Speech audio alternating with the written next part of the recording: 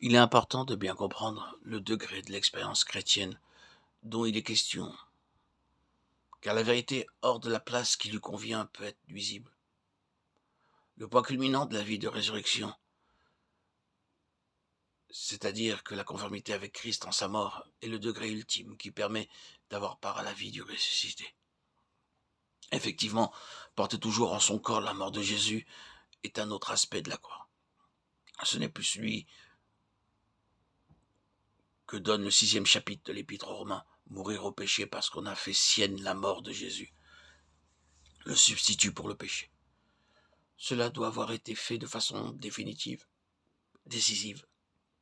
Il faut se considérer comme mort, pas comme mourant, et compter sur l'Esprit de Dieu pour qu'il rende inébranlable, active.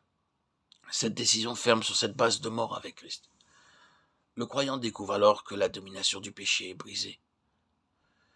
Vivant pour Dieu en Christ Jésus, il est une nouvelle création. 1 Corinthiens 5, 17. Uni au Seigneur. Il est avec lui un même esprit. Sa vie est cachée avec Christ en Dieu. Bien fondé sur la base de la mort au péché, comme sur un roc, Romains 6, 6, 11. Le croyant dont la vie est cachée avec Christ en Dieu entre dans la communion de ses souffrances, rendu conforme au Seigneur en sa mort. Il participe à la vie de résurrection. La vie du ressuscité se manifeste en lui et par lui atteint les autres. La vie de résurrection dans le racheté. La mort agit en nous et la vie en vous, dit l'apôtre, 2 Corinthiens 4, 12. Il est essentiel que le croyant discerne ces divers aspects de la croix. Mourir au péché, avec Jésus qui meurt pour le péché. Être rendu conforme à Jésus en sa mort. Devenir participant de sa vie de résurrection. S'imaginer qu'on peut être rendu conforme au Seigneur en sa mort sans être vainqueur du péché ne peut conduire à la victoire. D'autre part, si le racheté connaît la joie de l'affranchissement du péché et qu'il y demeure, sans discerner qu'il doit maintenant être rendu conforme au Seigneur en sa mort, il risque de s'endurcir spirituellement parlant et de ne jamais avoir cet esprit brisé, ce cœur contrit, qui sont d'un grand prix devant Dieu. De plus, c'est la conformité à Jésus dans sa mort qui donne accès à sa vie de résurrection et conduit à un service pour Dieu qui lui est agréable.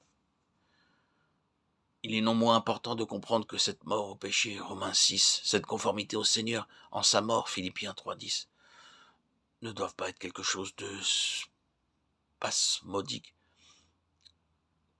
mais de vécu continuellement. Reconnaissez-vous comme mort au péché, dit l'apôtre. Cela seul permet à l'Esprit de Dieu de révéler au racheté toujours plus clairement ce qu'est en réalité le péché au regard de Dieu. Sans cela, le péché essayera de reconquérir celui qui s'affranchit de sa domination en l'enlaçant des formes subtiles du mal, que généralement on ne nomme pas péché. Ces divers degrés de croissance spirituelle atteints, la vie de Jésus peut couler à flot dans le corps mortel du racheté. Nous qui vivons, nous sommes toujours livrés à la mort pour l'amour de Jésus, afin que la vie de Jésus soit manifestée dans notre chair mortelle. Les deux vont ensemble. La vie de Jésus en nous pour un monde qui meurt. Puissent les auditeurs dire Amen au message publié dans ces audios et suivre fidèlement l'agneau du calvaire sur le chemin où il les a précédés.